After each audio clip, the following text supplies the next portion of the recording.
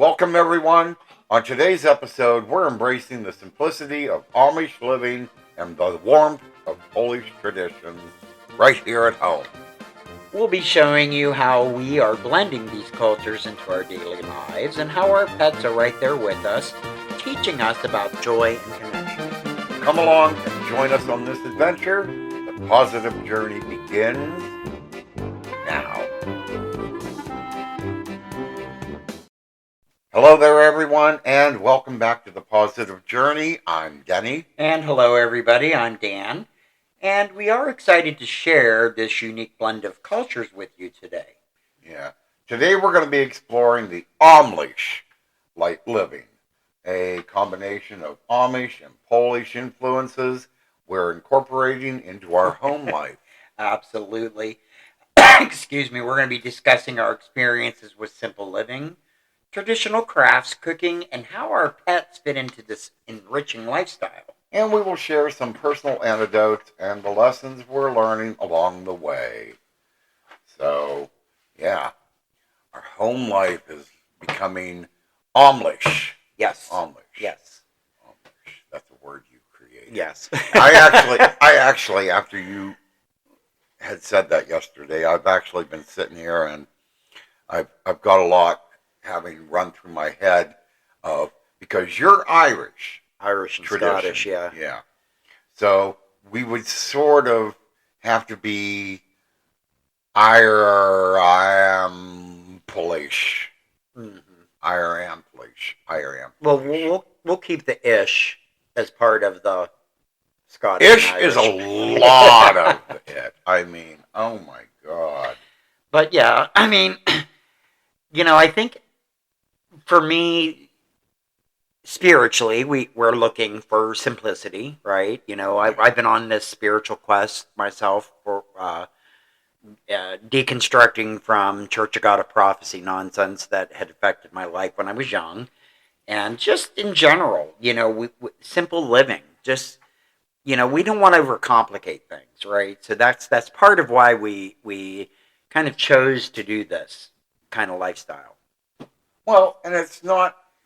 I mean, we're not talking completely converting ourselves to an Amish way of living. We love our electronics way too much. Right.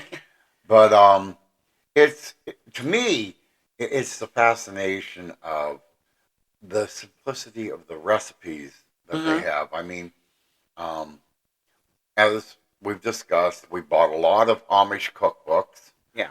And now I've bought a few Polish cookbooks that we're going to try to make stuff out of. Right, and that's your family's heritage. I mean, your dad even spoke a little bit of Polish. Mainly when he was Russian, I think. Well, when he was, especially when he was upset, right? So, and I remember asking him what that phrase many meant, words, and that he said, "You don't want to know what that means." No.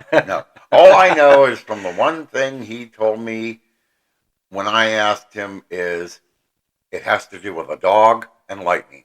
Okay, we don't want to. Yeah, we don't want to. But anyway, back to what we're saying. There's nothing wrong with simple living. I think, we get so wrapped up in electronics and media and this and that, we forget to just live in the moment. And for me, I like gardening. I grew up gardening. Now, I am not a farmer. All of the Curtis family tends to think they're farmers when they reach this age, so I think it's like a gene in me. But there's something about putting your hands on the earth and just kind of doing it yourself, right? Well, my dad did that a lot. Well, your dad always did. And as we were growing up, we were made, like I said, to work in the garden.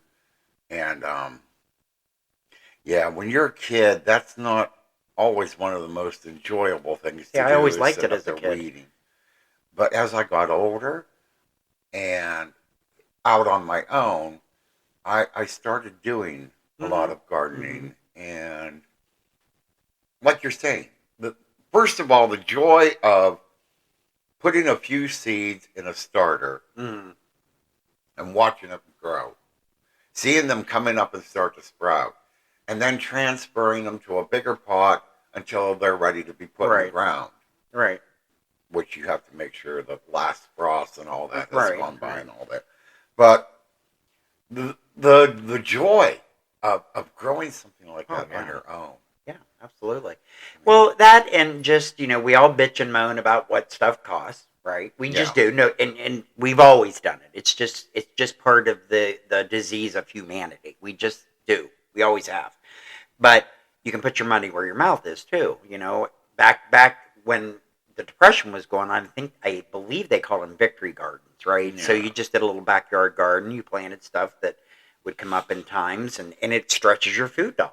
Well, Plus, you're just being one with nature, and you get the satisfaction of watching something that you tended to grow. and let's just be a little more direct and honest with this. I mean, yeah, we're not saying that you're still not going to have to run to the store for stuff. I Yeah, mean, you we're will. not having our own chickens and all that running I would around the love yard to. that we're going to kill and everything. So you're going to have to still run to the store to get meat. Right. Oh yeah. But how many times have we gone into grocery stores?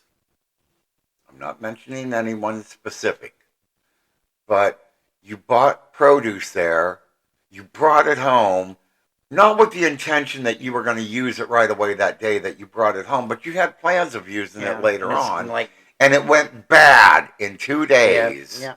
They do. They do. I mean, so growing a garden on your own, that's one thing you're not going to have to buy then at the store. Right. You're going to have produce that here in your Sure. house. I mean, unless you have a big enough plot Well, and for I think fruit. you got to do it smart. So, like we talked about, what do we want to do? Of course, when you're excited, you want to do it all. But if we pretty much grow what you use all the time. Yeah. So your tomatoes, we use a lot of tomatoes. We use uh, um, the Trinity, the onions, the whatever onions, celery, and carrots. That pretty much goes in everything, right? Yeah. And then Denny can dehydrate them. We can can them so that we always have them available. Uh, like we talked about on our video, we have sauce that we canned 2 years ago that we've never had to go buy tomato sauce. Uh-uh. So Uh-uh. that has saved us money, and that's huge. Plus, you know what's in it. You don't have all those preservatives. You don't have all those chemicals added. So if you want to take control of what's going into your body and to make healthy choices, this just seems like a win. Well, and on top of that, we just bought ourselves a dehydrator. Yeah. And so any like fruit that we want to get and have for later using in something else, Right. or buying mushrooms to dehydrate to use for like either in soup, Right. whatever, we're going to be able to do that on our own. Granted, we're going to have to buy the fruit and mushrooms. I'm not converting Well, the garage to a. no, but we do have like blueberry bushes, that we grow. We do grow our own strawberries, so that those can be dehydrated Yeah. too. And onions and garlic and those Yeah, kinds of things. dehydrate your own onions and garlic. My God, we've got that bag of dehydrated onions at that one warehouse place, and we're still You're still using yeah. out of That's been that. like I mean, 5 or 6 years ago. that filled like 3 or 4 huge Tupperware containers. Oh yeah. But I mean, as far as cooking goes, it's not like we don't always have onions available. And you've used them religiously, and But that's one of the things that people, if they were to dehydrate their own garlic and onions and that, you can then take that dehydrated garlic or onion, throw it into a small food processor or whatever, and make your own onion powder. absolutely, yeah. Throw some salt in with them, make your own onion salt or And it's garlic funny, salt. like when you showed me that, I was like, "That's all it really is." Yeah. I guess you just don't think of it. You just go to the store and you mindlessly buy stuff just because.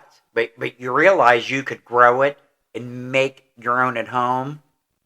It's like, why are we going to the store? Why don't we just do Well, this? we even touched on that in the last one, how I made our own bouillon, flavored bouillon powders Yeah. here Yeah. at home. And you wouldn't think that some of the ingredients that goes into the beef bouillon It's not beef. is not beef. I mean, there's no beef. There's no meat. Well, in Anything this in there at particular all. one, I'm sure there's recipes for that. But yeah, it makes sense. I mean, because mushrooms are meaty tasting, and that's what Yeah. the main ingredient is. I Yeah, mean, it's amazing. It's it is. amazing just It doing is. this. And, like we're saying, some of the plants we're going to be trying to do not only is stuff that we use a lot of, but stuff that we've seen other people have done that are like, we want to try and do on our own, like making our own sauerkraut. Oh yeah. I had a friend in Pennsylvania. They came to a New Year's Eve party that my ex and I had, and he brought the sauerkraut to the party that he had made Yeah. for our New Year's Eve party. And I'm thinking, God, now that we have these Polish cookbooks, one Polish dish, you got pierogies. Mm-hmm. They can put sauerkraut in. I love sauerkraut. There's a sauerkraut salad I love sauerkraut that you salad. can make with this. Sauerkraut soup.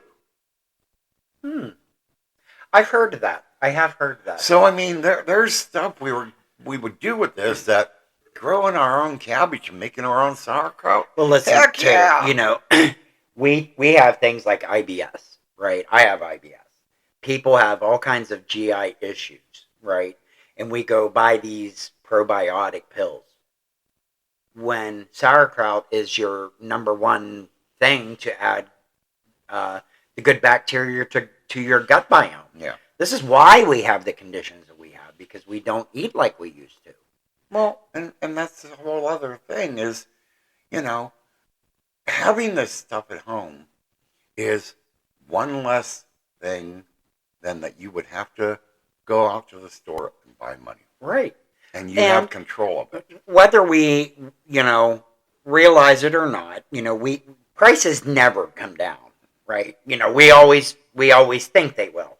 But in our lifetime, and I'm a typical old person. I figured it out yesterday because when we was somewhere, I went into a dollar store, and I worked for Dollar General back in the 90s, right? And I'm like, well, those lawn chairs were $5. Now, that's been 30 some years ago since I worked there, but you know how old people always. So I'm getting to that age anyway, where I think things are really ridiculous. But having this stuff at home, when things become expensive, you may not be able to afford that meat, but you be able to pull out that can of sauerkraut and have a nice dinner. I mean, think about it. And it doesn't take a lot to make some of these dishes in the Amish cookbook, and I haven't gone completely through the whole Polish cookbook to look to see what there is. Plus, we've got 2 more coming. Right. But some of the stuff that it takes to make some of these dishes, you'd be surprised how simple it is. Well, I think we just have been taught, that it's time consuming. And like if you're rolling out dough and stuff, I mean, that's not something easy. However, by the time I got in the car, went to the store, got that stuff, come back, put it all away, and then got my instant whatever, I could have just done this to begin with, saved a bunch of money, and I know what's in it because there's no preservatives. Yeah, bread. I mean, the one Amish girl that we watch on YouTube, TikTok, Facebook, all of the platforms that she's on, like she said, when you've made your first homemade loaf of bread, store-bought bread just does not compare. No, it don't. It don't. It doesn't. And oh my God, Amish cinnamon bread. No, we need to make more of that for sure. I mean, oh my God. That is good. Yeah, I'm getting hungrier the longer we sit here talking on this stuff. I know. But, for you too, like, I mean, you are Polish. You grew up with, with your Polish grandparents. So a lot of this is just keeping the tradition alive, right? Yeah.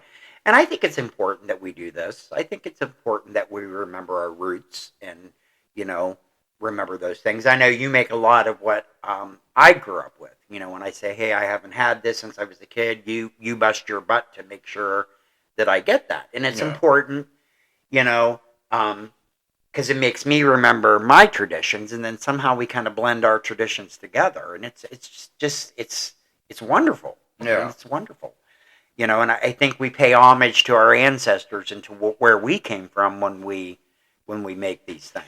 And there's no harm in that. And that's something we want to try to get out to you, the listener, is, you know, take a look at what your heritage is. Mm-hmm. Take a look at that, see what there is out there, maybe a cookbook wise, and get back to that. Try some of that food. Learn from Your roots. ancestors, pretty Yeah. much. Yeah, I And when mean, you look at it, like we were looking at, you know, plum this and plum that and mushroom this, you know, those must have been the ingredients that were or ready available or things that were native to their homeland, right? yeah, So, you know, and we think, ew, but when you make some of this stuff, you're like, wow, this is really good. yeah. So, I mean, it opens my taste buds up to something completely new. Some of it you're already familiar with, you know, so it's kind of fun too. It's just kind of just really. I have to laugh though at the other thing you said, and this is no disrespect to any of the Amish people or anything, but we always seem to think, you know, when you see these pictures of them working and slaving in the kitchen, and then when you make some of this stuff, it's like, It takes 5 seconds to whip it all together. what they did with the rest of the day? I mean, Well, honestly. well, I mean, you got to figure they didn't have modern conveniences, so the women were, you know, working in the garden. They did everything by hand, everything by hand. There was no, you know, no convenience of anything. So I'm sure that the food they made was quick and easy because they were all day doing other stuff. Yeah, But it just tastes so good. it does. And and you know, I Amish has its ancestry in German roots, and German and Polish are kind of close. So I mean, it's not that far away. But maybe the Amish have simplified some of those harder um, dishes. You know what I mean? So it's you're learning their quick and easy way of something that maybe was complicated originally. But either way that you look at it, And, a lot of this stuff is mainly just to take your food dollar and stretch it. Yeah. Stretch it out. Make it into stuff that is going to last. Yep. Yep. Absolutely. Absolutely. And it's like that home cooked stuff we grew up on. Oh, You know. God. You know. That's totally what I love about it. I mean, You yeah. know, my parents didn't do that weird 70s, you know, meat in the jello thing that was all popular with them housewives that were obviously too loaded up on Valium to know what the heck they were doing back in those days. So I mean, you know, my great grandmother lived with us, so we, you know, I ate Depression food. I ate what she cooked during the Depression, and that's, you know, that's when she was raising her family. So for me, this is like almost going back to what I grew up with. So Yeah. that's well, they put like tuna loaf and jello with, you know, weird, just I remember weird. So I remember going to people's Yeah, houses no, and seeing that stuff. no, It's like, you know, no. mom hit the volume a little too hard today. Apparently, apparently. But yeah. I mean, and even some of the recipes we've looked at in, at least so far in that Polish cookbook, there are some in there that even made me sit there and go, no, I don't think so. I'll try anything once. Like white cheese cookies, I would. I like cheese, but in a cookie. but If we I'm, if buy I'm eating a those. cookie, I want something But we buy sweet. cheese Danish. What's the difference? Okay, that's the difference. The difference is you're not getting the creamy, cheesy, sweet middle along with your Danish. This is mixed in with the cookie, and it's not. Yeah, a but that sweet would be cheese. that sweet. It's a tangy like Yes, it farmer would be cheese. that sweetness of the sugar with the. And I love farmer's cheese with that tangy farmer's cheese. I think it would be. I would definitely try that. That would be very interesting. Yeah, I would try it. I would try it. If you don't want to make those, maybe I'll make them. Maybe I'll make them. So, along with the homemade food, we've been kind of also learning to try to do crafts and stuff, or by hand. Well, we can do by hand. Yeah. So, um, and that's very challenging for me because I have no mechanical ability at all whatsoever. None. Zero. Zilch. I was a nerd. You know, Thank God for YouTube if we need to look at, how to do stuff. But you're a little more hands on. You're very good at making stuff. I mean, you actually can crochet and do those kinds of things. So Yeah. I mean, some of the even making homemade projects. Talk about I some would of like to those. make a lot of the with a lot of the craft stores closing. Well, yeah, but I mean, you've also been you've made like your own, um, you know, we dish made we towels. made dish towels. Yeah, So, made a few of and those. that Those are gives you pretty that gives easy. you a sense of pride Those in are pretty something that you've easy. created, right? Yeah. And I remember people used to do this. Now I know, like a lot of younger people, they live a different lifestyle than we had growing up. I mean, they have to work 2 or 3 jobs because of the way life is, and I don't think that's necessarily going to get any better. No. And again, this is not a political statement. We don't want bash one way or the other, but it is facts.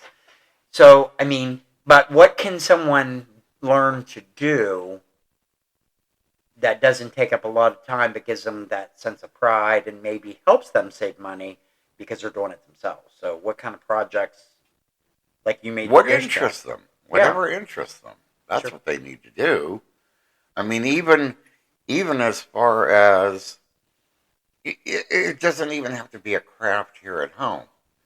Um, what interests you? Like you and I both love to go fishing, Yeah, and that's one thing I'm looking very forward to I know. trying to be able and get out and do this year because I still want to see if you can catch that devilfish down in Yeah, Piedmont. yeah. But no, whatever interests you. I mean, my mom got me started into loving crochet. Yeah, So doing that to me is, well, first of all, it's relaxing. And I don't seem to smoke as much when I'm crocheting because I start doing one project and I get too into it mm-hmm. and I'm not worrying then whether it's time to have a cigarette or whatever. Right. Absolutely, absolutely. And we made daisy coasters for back here for our coffee cups. But Yeah, yeah. those the directions for those are a little confusing, I think. But Yeah, I don't have the skill set to learn to do that stuff, but I think yeah, I but I tried to think show you there's that. there's a sense of pride in making something of your own, Yeah, and there is definitely a lot of people. Oh, but you got to buy all this and that to do it. Mm, maybe, but once you have your initial investment, things will be cheaper. well, there's one Afghan that I made. Oh God, years ago. I had to carry a clothes basket when I was making this one because there were times you were working with 4 skeins of yarn at one time, Yeah, and it turned out beautiful. I mean, you did it all one way, and then you turned it around, and you started from like I want to say the second row and went the other direction up, and so it was a pretty big Afghan. yeah, But would I do that again? No. yeah. I get That it. like I said, you're working with 3, 4 skeins of yarn at a time, and Yeah, yeah. but it was fun. It was fun to make it, and I take pride in it. I mean, I love showing that off. Yeah, absolutely. Absolutely. So, with that, with this gardening thing though, you know, we got we got to consider our little buddy down there. You Yeah. know, taking him out with us and trying to tend to the garden with him. You know, he doesn't constantly stay put beside us if he's No. outside. So he may have to like be up on the porch while we're Oh no, I'll take tending him. I to can it. put him time up there. But yeah, you know, I've always when I've had dogs, they've always been a part of me tending to the garden or Yeah. whatever. Mm. And it's fun to have them with No, us. absolutely, absolutely. They are definitely people that are people. Look at me. They are. They're They are people. people. They're people to me. But we look at animals as inferior to us. I think most of us do, right? But they actually live the life that we should be living. They live in the moment. Yep. You know, they are just happy and content to be around the people they love.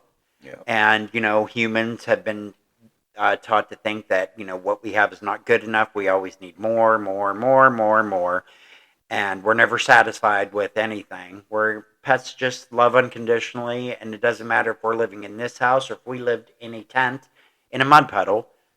His view probably would not be that much different. He And just wants to be with us. that's even one of the other things because you sent me something on Facebook one day, and I even had a few that I had come across of my own searches and everything of dog treats, stuff you can do here at home with stuff that you may already have here. Like there's one dog treat I made for him that we have a video up on our channel Mm-hmm. of, and I think it was just peanut butter, oat flour, and I can't remember a banana maybe. I don't Maybe. know.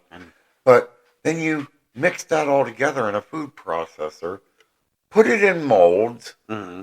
or made a dough and rolled it out and took a cookie cutter, baked it.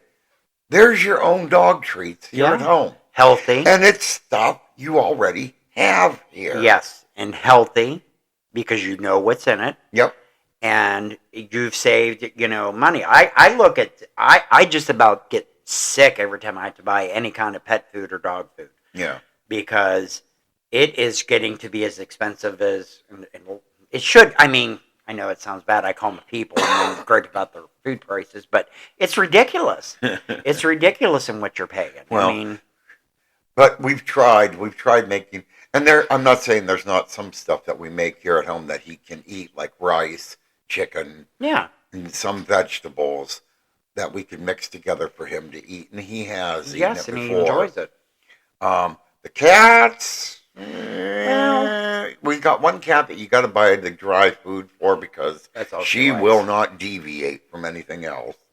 And the other one, she eats potatoes. Oh my God, this cat! Listen, She eats meat. this cat is I have seen dogs that are not as aggressive as her. Like she begs for food. It's crazy. It's crazy. She bats at me when I'm eating. I know. She expects me to give her the bite of food that I'm about to take myself. I know. She's hilarious. She's hilarious. But yeah, so not only are we looking at things that we can grow, that we can eat, and that enjoy, but there's stuff that, like you're saying, yeah, we can use carrots in the Mirepoix, the holy trinity of food, Yeah. and everything, but you can use carrots to make dog food out of. He likes carrots. Peas. Yep. He likes his peas. Yep. He's eating green beans. Yep. So there's stuff that not only are we looking at being able to grow for ourselves to enjoy, but it's stuff that the animals can enjoy themselves. Absolutely. Yep. So absolutely. Yep. and the positive living of it all, just the joy of it, just the relaxation of it. It is, and I think it's a shame that you have to be old to realize that life is just beautiful the way it is. Yeah. You know what I mean? And it's a cycle. It's a cycle I'm sure every human has always went through and will always will. But when you're young, you got the whole world ahead of you and you want to conquer this and that and the other. And then when you get to be our age, you look back and go, the times that I thought I was bored was actually the best times of my life. Yeah. Because you were at peace. Yeah. And if you just learn this message when you're 22, 32, whatever, why do you have to be almost 60 to get it? But, so there is wisdom in us being old, right? That's about when I started gardening, and everything was when I was in my 30s, and that was relaxing. Well, yes, but I think too you don't realize the joy, of it until you get a little older. Yeah. I think yes, I gardened and stuff when I was younger too because I was just always brought up to, and I was always a cheapskate. But but when I was younger, I didn't like to do it. It was a chore for me. Now it's more of a blessing. So I think it's the frame of mind that you look at. Well, that's why what I was saying earlier, when we were kids, sitting up in the garden and weeding was not fun. It was a chore. Yeah. Well, when I was young, I didn't mind it. When I got a job and I grew up in the Ohio Valley. I worked in retail. I worked 2 jobs most of my life because I bought into that whole, you got to work yourself to death mentality or you're not a good American. That kind of crap that was, spun around and propagandized to us in our youth. And to me, then doing a garden was a chore. It was just something I needed to do. Yeah. Where now it's something I get to do. It's the frame of mind that has changed, I think, with age. Yep. So we would love to hear from you and have you incorporated any cultural traditions into your home life. Share your stories and recipes with us. You can email us at joywithoutjustification@gmail.com. We'll share some of your stories in future episodes. So yeah, thank you for listening. We enjoy sharing this, and I know, our program may be boring to a lot of people, but I think what we're trying to do is just really show you that life is a special thing, just the way it is. Well, just the way it is. You don't have to have, all this money. You don't have to have this, big job or career. Life is what you make of it. Life is just, it's a journey. Boring or not, pretty much this whole episode is an indication to anyone. I don't care who you are. I don't care what your financial status is or anything. If you're going to sit and bitch about the prices in the grocery stores, the prices at the restaurants, then start doing some of this stuff that we talked about in this episode. Yeah, absolutely. Either start trying to grow a garden or, taking things that you can do at home to stretch that dollar. Yes. You have the power to take control of it. Exactly. That's what this episode is about. Boring or not, it's trying to tell you it's time to take action and do something that's going to make your life a little bit better. Yep. So we'd love it all if you just give us a little follow. We're just two thumbs up, a rating. Thumbs up. We're 2 old gay guys out there just living our dream on our own terms. Right? Yeah. So the gay people don't like us, right? Because you even had a friend that's like, you don't party all the time. You're not a good gay guy. Nope. There is no uniform way you have to live. You choose to live the way you want to live. And to me, the party life is when you're single and everything. Well, and if that's the way you want to live. We're married and happy. If that's the way you want to live, that's fine. But that's not everybody has to live the same kind of life. Nope. So we're telling you, no matter what you believe in, no matter what, you can live your life on your terms. Yep. Okay? So we're just here. We just want to be friends and neighbors. We're like the old gay Mr. Rogers of the world. So just give us a shout, give us a follow, give us some love, because we all love you guys. Yep.